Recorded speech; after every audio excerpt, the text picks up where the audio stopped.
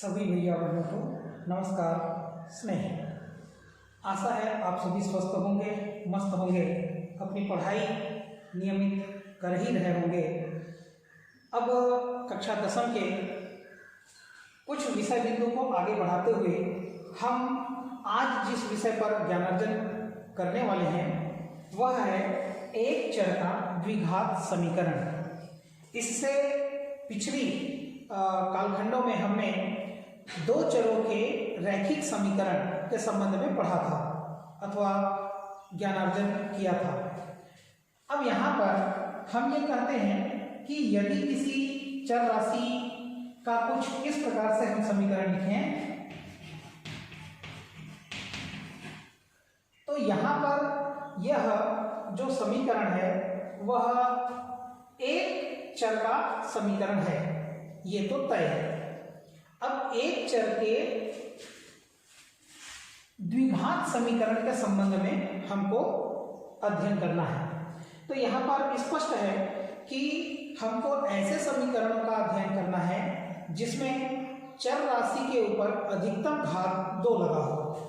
उदाहरण के तौर पर हम कह सकते हैं 2x² minus 7x plus 4 equal 0। यदि इस प्रकार का समीकरण लिखा गया हो तो ऐसे समीकरण को हम द्विघात समीकरण कहेंगे। और चूंकि इसमें केवल चर राशि के रूप में x का उपयोग किया गया है, इस कारण से यह एक चरीय समीकरण होगा और द्विघात समीकरण होगा।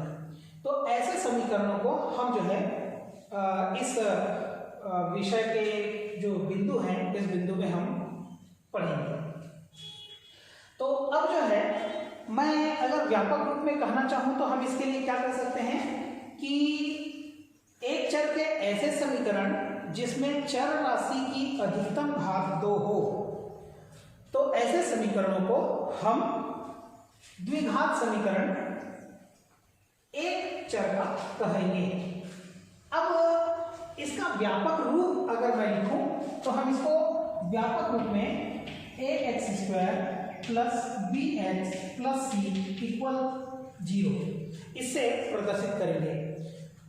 अतः जब भी हमको किसी भी सूत्र का उपयोग करना पड़ेगा तो हम व्यापक रूप में द्विघात समीकरण को इस रूप में लिखते हुए और जो दिए गए समीकरण होंगे उसके गुणांकों की तुलना करते हुए आगे हम उसका हल प्राप्त करेंगे। अब जो पहली बात यह है कि कुछ समीकरण मैं लिखता हूं उसमें हम जो है किसको द्विघात समीकरण कहेंगे अथवा किस समीकरण को हम द्विघात समीकरण नहीं मानेंगे, इसको हमको ध्यान रखना है। तो यदि मैं लिखूं 3x² plus 7x minus 4 equal 0, तो यहाँ पर चर राशि की अधिकतम घात 2 है और हमको ध्यान रखना है कि किसी भी दो घातीय समीकरण को प्रदर्शित करने के लिए हमारे जो गुणांक हैं वो वर्गमूल के अंदर हो सकते हैं, अर्थात उनके घात जो है वह अपूर्ण रूप में लिखा गया हो, पूर्ण रूप में नहीं लिखा गया हो, गुणांक तो चल सकता है, किंतु जो चर राशि की घात है वो पूर्णांक में ही होना चाहिए, इसका अपने को ध्यान रखना है। तो यदि मान लिया जाए मैं ऐसा लिख दूं अगर 3√x प्लस 4 इक्वल 0, तो यहाँ तो सबसे पहले चूंकि जो हमको दिया गया है इसमें वर्ग ही नहीं है, इसलिए हम इसको वर्ग समीकरण नहीं है आसानी से लिख सकते हैं। किंतु अगर हमको इस ऐसा कोई समीकरण मिल गया, मान लीजिए इसके सामने लिख दिया 4x², तो यहां पर तो चर राशि की अधिकतम घात 2 है, ये तो ठीक है, किंतु हमने कहा है कि जो भी चर राशि होगा उसका घात हमेशा पूर्ण संख्या में ही लिखा हुआ हो, इसका ध्यान रखना है। तो यहाँ पर ये जो घात है ये वास्तव में क्या है, x की घात 1/2 है। तो इस प्रकार से हम कहेंगे कि चूंकि इसमें x की घात 1/2 है, अतः यह जो समीकरण दिया गया है यह वर्ग समीकरण अथवा द्विघात समीकरण नहीं है, क्योंकि हमने द्विघात समीकरण का व्यापक रूप ऊपर में लिखा हुआ है कि वर्ग समीकरण इसी रूप में होने पर ही हम उसको मानेंगे, अन्यथा किसी और रूप में अगर लिखा गया हो जहां पर x की घात ऐसा कुछ 1/2 है, 3/2 है, इस टाइप का ऋण 1/2 है, ऐसा कुछ भी अगर घात होगा तो हम उसको वर्ग समीकरण नहीं मानते हैं। अब हम थोड़ा सा आगे बढ़ते हैं कि वर्ग समीकरण को हम जो है उसके मूल कैसे प्राप्त करते हैं। तो मान लीजिए मैंने एक वर्ग समीकरण लिया, तो वर्ग समीकरण क्या है, x² minus 3x plus 2 equal 0। मान लीजिए ये एक वर्ग समीकरण है। तो इस वर्ग समीकरण का हमको शून्य ज्ञात करना है, इसका शून्य ज्ञात करना है।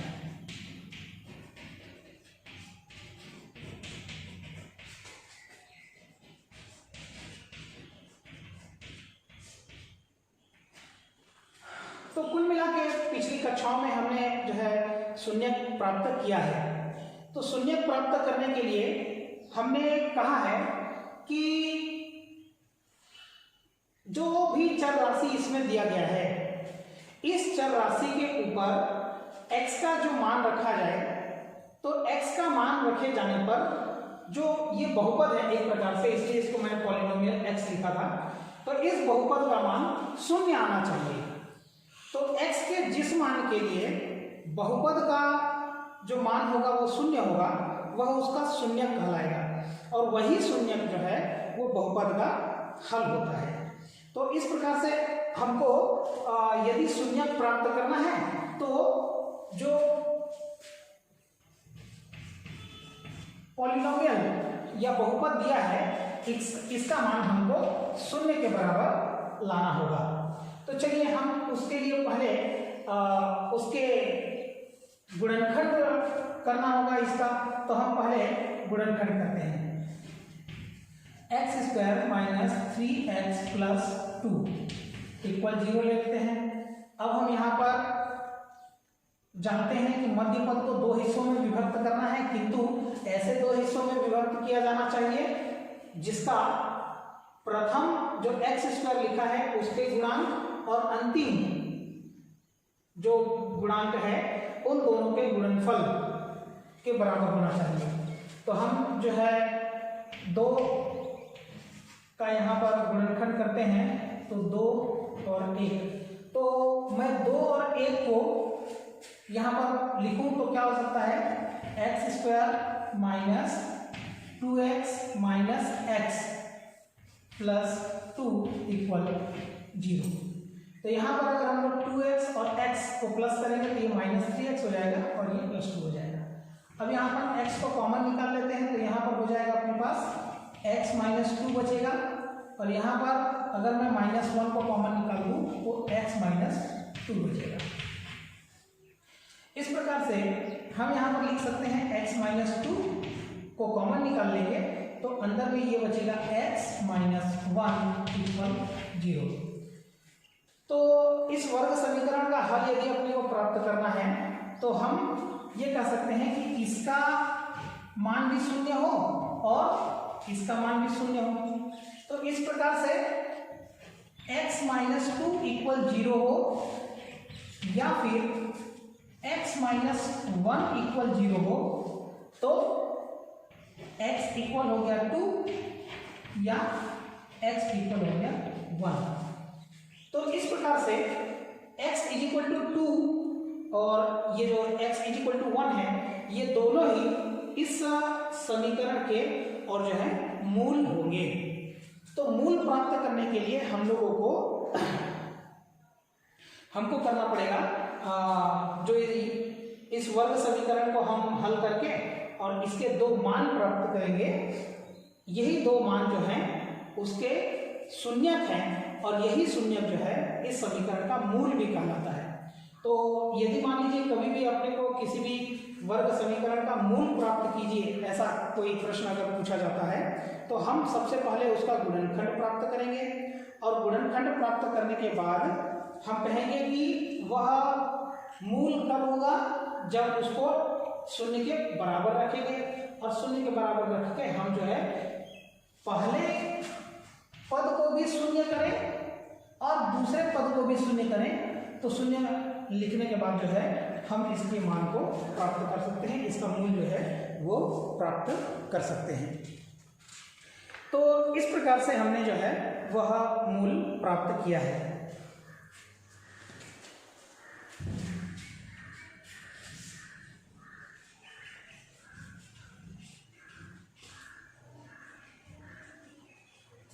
अब हम ये देखते हैं कि एक समीकरण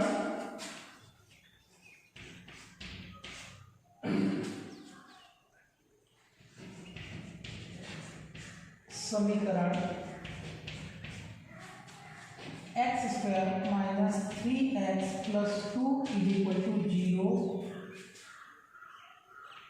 का x equal 1, x equal 3, x equal 2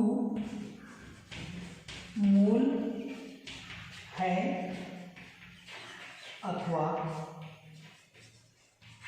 नहीं, ये अपने को पता करना है। तो पहले के उदाहरण में मैंने आपको बताया है कि किसी भी समीकरण का मूल कौन हो सकता है, जो उस बहुपद में रखे जाने पर उस बहुपद के मान को शून्य कर देता है। तो हमारे पास मान लेते हैं ये बहुपद है x² माइनस 3x प्लस 2। अब हम x के स्थान पे x इक्वल 1 लेते हैं। x इक्वल 1 लेने पर क्या है, हम यहाँ पर p1 प्राप्त करेंगे। तो जहां जहां पर x का मान लिखा हुआ है वहां वहां पर हमको x के जगह पर 1 रखना है।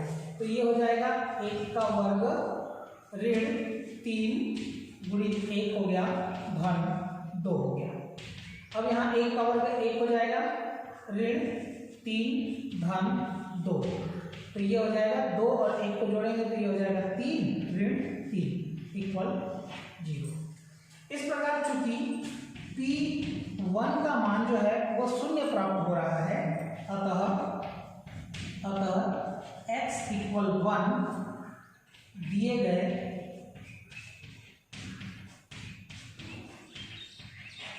समीकरण का मूल होगा, ये तय है। तो जैसे मैंने x इक्वल 1 के लिए चेक किया है, ठीक इसी प्रकार से हम x इक्वल 2 के लिए भी चेक करेंगे और x इक्वल 3 के लिए भी चेक करेंगे। तो इससे हमको पता चल जाएगा कि वो जो मान दिया गया है वह किसी वर्ग समीकरण का मूल है अथवा नहीं है। तो फटाफट पर मान रखते हैं और चेक करते हैं। x इक्वल 3 के लिए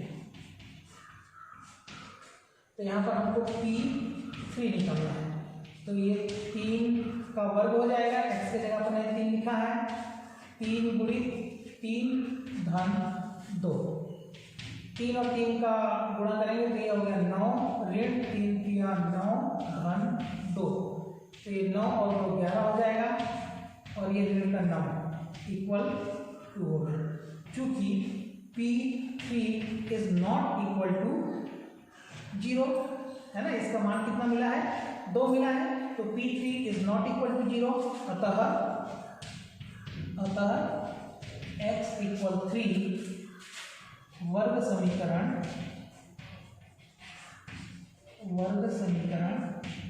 का मूल नहीं होगा। ये तो इस प्रकार से हमको x इक्वल टू 3 जो हमने लिया हुआ है ये वर्ग समीकरण का मूल नहीं है।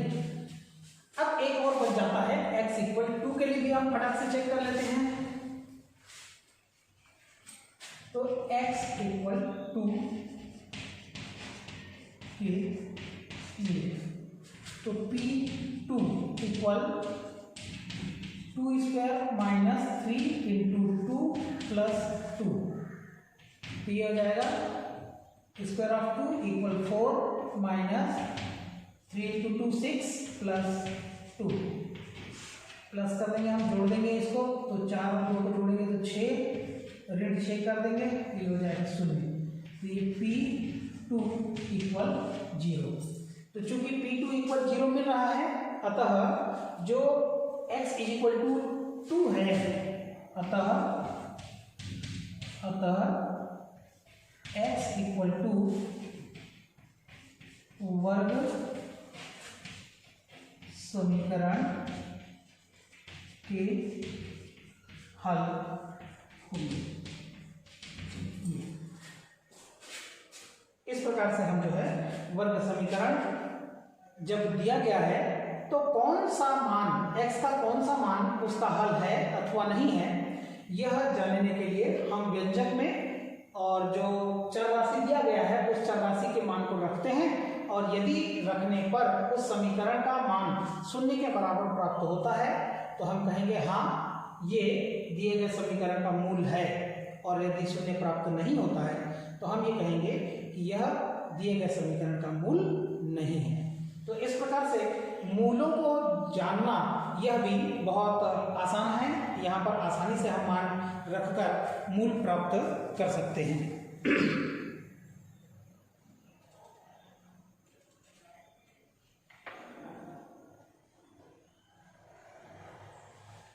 अब हम द्विघात समीकरण को हल करने के क्या तरीके हो सकते हैं इस पर विचार करेंगे।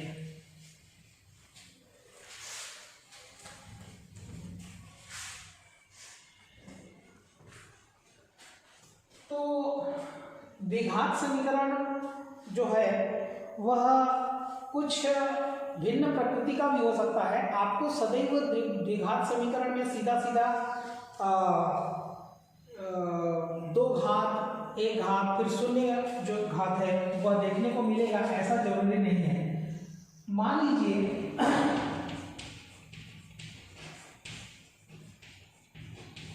वर्ग समीकरण x² माइनस 12x इक्वल 0 को हल कीजिए। तो सामान्य तौर पर हमने कहा कि भाई हम तो जब भी वर्ग समीकरण लिखेंगे तो हमने उसका व्यापक रूप में जब प्रदर्शन किया था तो हमने उसको बताया था कि वर्ग समीकरण का व्यापक रूप ax² plus bx plus c equal 0 होता है। अब यहाँ पर वो कांस्टेंट राशि वाला टर्म तो दिख ही नहीं रहा है, वो पद तो हमको मिल ही नहीं रहा है, तो इसका मतलब हम ये मान लें क्या कि यहाँ पर ये वर्ग समीकरण नहीं है? नहीं, ऐसा बिल्कुल नहीं है। हम इसको क्या ऐसा नहीं लिख सकते हैं x² minus 12x plus 0 equal 0, तो ये भी वर्ग समीकरण है, इसलिए ये जो ऊपर में लिखा हुआ है यह भी वर्ग समीकरण होगा। आपको वर्ग समीकरण के लिए मुख्य तौर पे जो प्रतिबंध बताया गया है वो ये बताया गया है कि जो चर राशि है उसकी अधिकतम घात 2 होनी चाहिए, और प्रत्येक जो चर राशि है उसका गुणांक जो है वो पूर्णांक हो, इसका अपने को ध्यान रखना है। अब चलिए, यह जो वर्ग समीकरण हमको दिया गया है इस वर्ग समीकरण को हमको हल करना है। वर्ग समीकरण कई प्रकार के हो सकते हैं, तो उनको भिन्न भिन्न तरीकों का उपयोग हमको करना पड़ सकता है। हो सकता है इस वाले वर्ग समीकरण में हम सामान्य तौर पे बहुत 1-2 स्टेप में उसका उत्तर प्राप्त कर लें। कुछ जो वर्ग समीकरण होंगे अभी हम आगे देखेंगे उसको, तो उसका वर्ग समीकरण प्राप्त को हल करते समय हमको कुछ सूत्रों का उपयोग करना पड़ सकता है, तो ऐसे हम वर्ग समीकरण को हल करेंगे। अब यहाँ पर देखिए हमारे पास जो प्रश्न मिला है वर्ग समीकरण x² माइनस 12x इक्वल 0। अब हमको इसका सीधी सी बात है कि वर्ग समीकरण को हल करने के लिए हमको जो यहाँ पर बहुपद मिला है इस बहुपद का गुणनखंड करना होता है। तो यहाँ पर गुणनखंड करने के लिए हमको बीच का पद तोड़ना है ऐसा आवश्यक नहीं है, क्योंकि यहाँ पर हम जब देखेंगे तो दोनों में x जो है वो कॉमन है, तो हम उसको बाहर निकाल देते हैं और ये x ऋण 12 ये शेष बच जाता है। यहाँ पर अगर आप देखेंगे तो यहाँ पर ये x कॉमन निकल गया और यहाँ से बचेगा x माइनस और ये 12 रह जाएगा, x कॉमन निकल चुका है। इस प्रकार से यहाँ पर एक ही पद में गुणनखंड हो चुका है, इसलिए हमको मध्य पद को तोड़ने वाला जो विषय है वह अपने को अभी भूल जाना है। अब हम क्या करेंगे, यहाँ पर हम इस x इक्वल 0 भी ले सकते हैं या x माइनस 12 इक्वल 0 भी लिख सकते हैं। तो हम यहाँ पर हल अगर करने जाएं तो x इक्वल 12 हो जाएगा, इसको इधर ट्रांसफर कर देंगे अपन और ये x इक्वल 0 हो जाएगा। इस प्रकार से जो हमको वर्ग समीकरण मिला हुआ है x square minus 12x equal 0, इसका हल जो है बहुत आसानी से हमने प्राप्त कर लिया। अब हम वर्ग समीकरण को थोड़ा सा बदलते हैं और एक नया वर्ग समीकरण प्राप्त करते हैं। यहाँ पर मान लीजिए मैंने लिखा x स्क्वायर माइनस 9। अब यह भी वर्ग समीकरण है, लेकिन इसमें अगर अपन ध्यान दें तो x की घात 1 वाला जो पद है वह गायब है। इसलिए अगर आपको समझाने की दृष्टि से केवल मैं लिख रहा हूँ x square plus 0x minus 9 equal 0। इसको मैंने इस रूप में भी लिखकर वर्ग समीकरण में हम इसको ऐसा प्रदर्शित कर सकते हैं।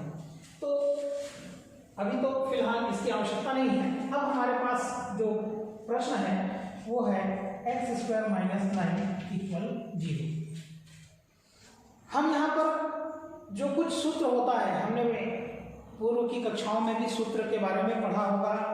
a plus B whole square, a minus B whole square, a square minus B square, a plus B whole cube, a minus B whole cube, a cube minus B cube, a cube plus B cube, ऐसे कई सूत्रों का हमने जो है अध्ययन पूर्व की कक्षाओं में किया होगा। तो ऐसे कुछ सूत्र का उपयोग भी करके यहाँ हम गुणनखंड बहुत आसानी से कर सकते हैं। इसको मैं हल करके देखते हैं इसका क्या हो जाएगा। तो यहाँ पर हम क्या करेंगे, एक्स क्यूब और ये जो एक्स स्क्वायर और इसके बाद ये जो 9 लिखा है इसको अपन स्क्वायर ऑफ 3 ये लिख सकते हैं। अब यहाँ पर अगर अपन देखें a square plus a square minus B square हमको मालूम है, क्योंकि यहाँ पर सूत्र हो जाएगा a square minus B square equal a minus b और ए प्लस बी होता है। तो हम इस सूत्र का उपयोग करते हुए हम यहाँ पर लिखेंगे, ये हो जाएगा x माइनस 3 और यहाँ पर दूसरे पद में हो जाएगा x प्लस 3 इक्वल 0। तो गुणनखंड करने से तात्पर्य ये दो हिस्सों में विभक्त करना है इसको, यही गुणनखंड कहलाता है। अब हम करेंगे क्या, इतना इक्वल और इतना इक्वल 0 करते हुए आगे हम गणित को हल करेंगे। तो ये x माइनस 3 इक्वल 0 या x प्लस 3 इक्वल 0। अगर x माइनस 3 के जगह अगर मैं यहाँ पर भी 0 रख दूँ तो 0 में किसी भी व्यंजक का गुणा करेंगे तो 0 ही मिलने वाला है।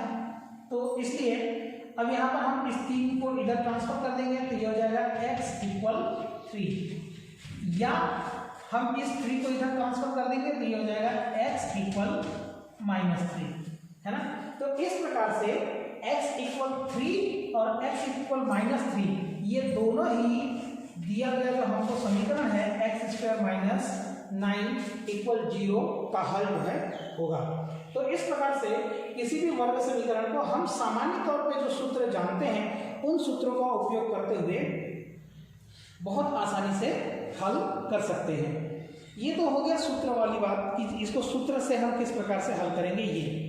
अब यदि सूत्र का प्रयोग नहीं करके यदि हमको गुणनखंड द्वारा, जो हम पहले की कक्षा में पहले कुछ विषय बिंदु में हमने पढ़ा होगा, तो गुणनखंड द्वारा हम किस प्रकार से वर्ग समीकरण हल करते हैं इसको हम समझने का प्रयास करेंगे। अब इसके लिए भी हम जो है एक समीकरण लेते हैं और इस समीकरण की सहायता से जो वर्ग समीकरण है इस समीकरण के और मूल को प्राप्त करने का प्रयास करते हैं।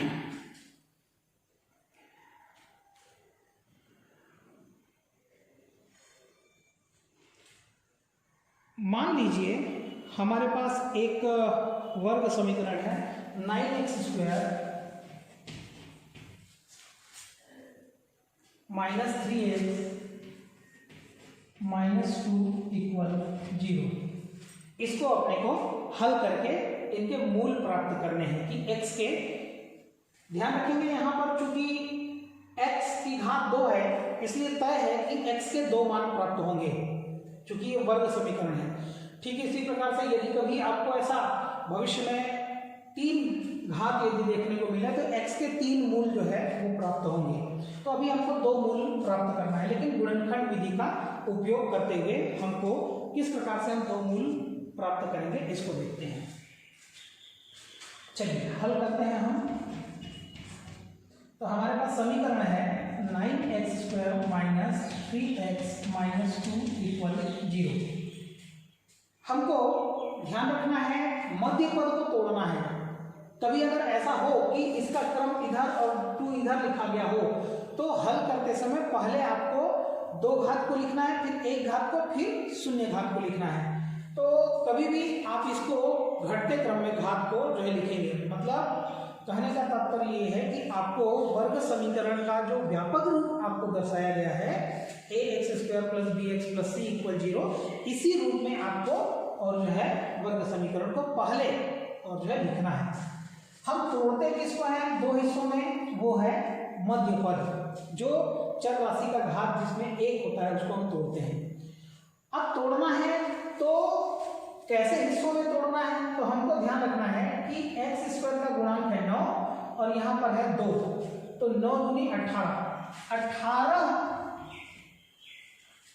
का हम और जो है पहले गुणनखंड करते हैं। तो ये हो जाएगा 2 9, फिर ये 3 और ये 3 1।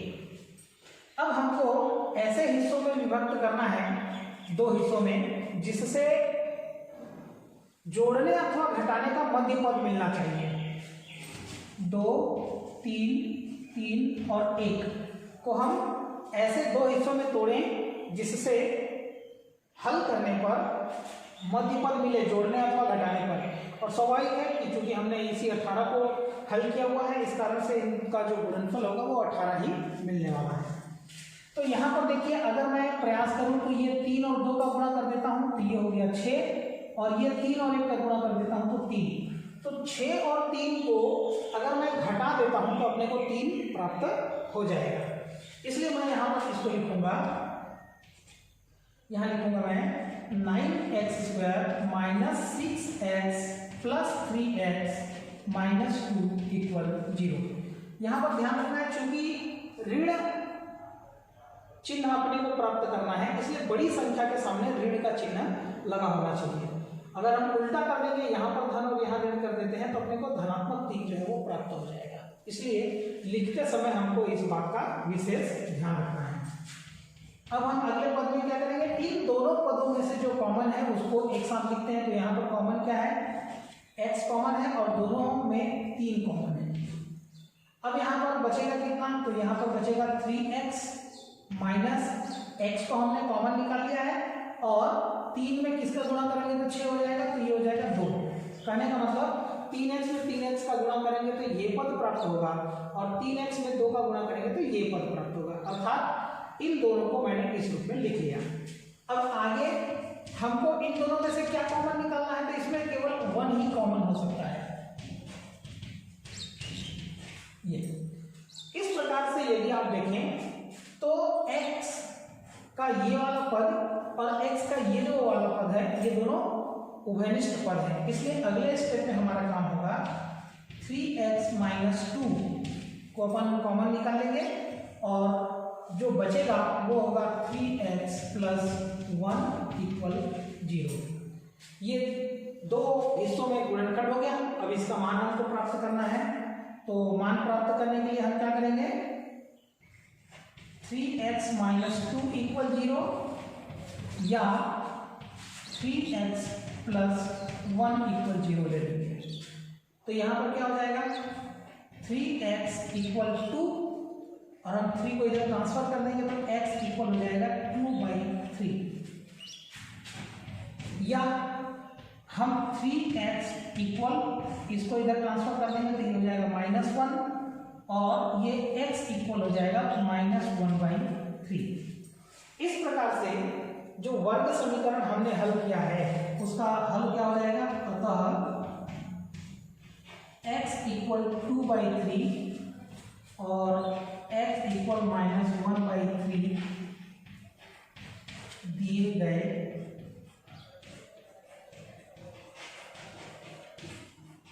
समीकरण के मूल होंगे। और हमने कहा भी था कि समीकरण को हल कीजिए और हल करके उसका मूल प्राप्त कीजिए। तो इस प्रकार से हम किसी भी वर्ग समीकरण को हल करके आसानी से उसका मूल जो है वो प्राप्त कर सकते हैं। तो इसको एक बार देखें और इसको समझने का प्रयास करें।